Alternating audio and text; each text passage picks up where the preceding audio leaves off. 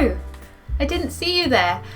Would you bear with me one moment? I'm just getting to the end. Where were we? Hello everyone, my name is Charlotte and welcome back to the Britsent YouTube channel. Today we're talking about something a little different. Reading books is a great way to improve your English. So today I wanted to share one of my favourite books with you. She imagined what it was like to be free. The Midnight Library is a novel that tells the story of Nora Seed. Nora is struggling so much that she decides to take her own life. Depressing, right? But wait, instead of dying, she finds herself in a strange place called the Midnight Library. Each book in this library holds a different version of Nora's life.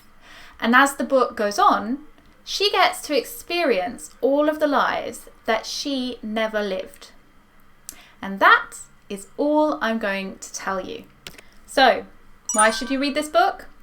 Well, there are 3 big reasons that this is a great choice for people learning English. Number 1, it has short chapters. Most of the chapters are only 2 or 3 pages long. This makes the Midnight Library really easy to pick up and read when you have a bit of time. People are busy, so having a book where you can finish a chapter within 10 minutes is perfect and will keep you motivated. It also means it's really easy to read the chapters multiple times and study key vocabulary. Number 2, the language is simple and clear. Some books can be written in a very complex and poetic style, which makes them tricky for language learners, but not the Midnight Library. It also has lots of dialogue between characters, so you can study examples of natural spoken English. Number 3, it's repetitive. And before you say anything, yes, that's a good thing. The structure of the story makes it easy to follow and understand what's happening. But that doesn't mean it's boring. Even when Nora does things again and again, we can see her perspective grow and change, and that's what's so great about this book. But Charlotte, you're not an English learner, so why do you love it? Well, I'm glad you asked. The Midnight Library is a story that makes us reflect on our own lives. Sometimes we go through hard times, but this book reminds us that life is always beautiful and there are always things to be grateful for. So, now we've covered the basics, I'd like to share some passages with you. Are you ready for a sneak preview? First, let's hear how the book starts. 27 hours before she decided to die, Nora Seed sat on her dilapidated sofa, scrolling through other people's happy lives, waiting for something to happen. And then, out of nowhere, something actually did. Aren't you dying to know what happens next? Well, I can't tell you that, but I will read another section. I've chosen this because one of the big themes of this book is regret. Every regret you have ever had since the day you were born is recorded in here, Mrs. Elm said, tapping her fingers on the cover.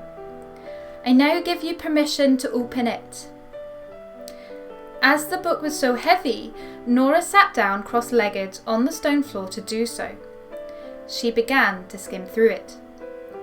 The book was divided into chapters, chronologically arranged around the years of her life.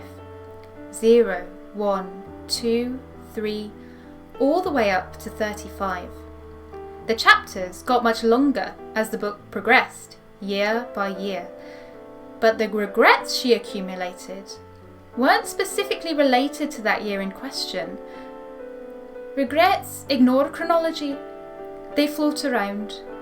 The sequence of these lists changes all the time. So that was Nora's Book of Regrets. I like this because we all have regrets, and Nora's regrets really control her until she finds the Midnight Library. Finally, I want to read you a passage about another theme of this book: self-acceptance.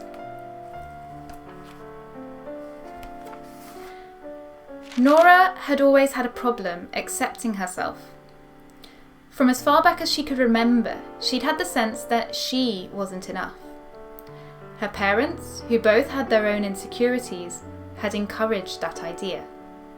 She imagined now what it would be like to accept herself completely. Every mistake she had ever made, every mark on her body, every dream she hadn't reached or pain she had felt, every lust or longing she had suppressed. She imagined accepting it all, the way she accepted nature, the way she accepted a glacier or a puffin or the breach of a whale. She imagined seeing herself as just another brilliant freak of nature, just another sentient animal trying their best. And in doing so, she imagined what it was like to be free.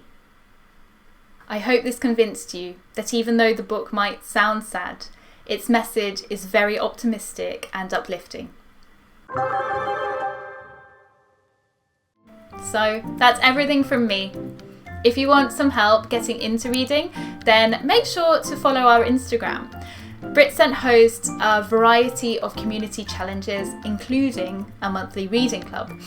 Reading along with others can be really fun and motivating. If you're keen, make sure that you sign up below. We'd love to see you there. Thank you for watching and happy reading.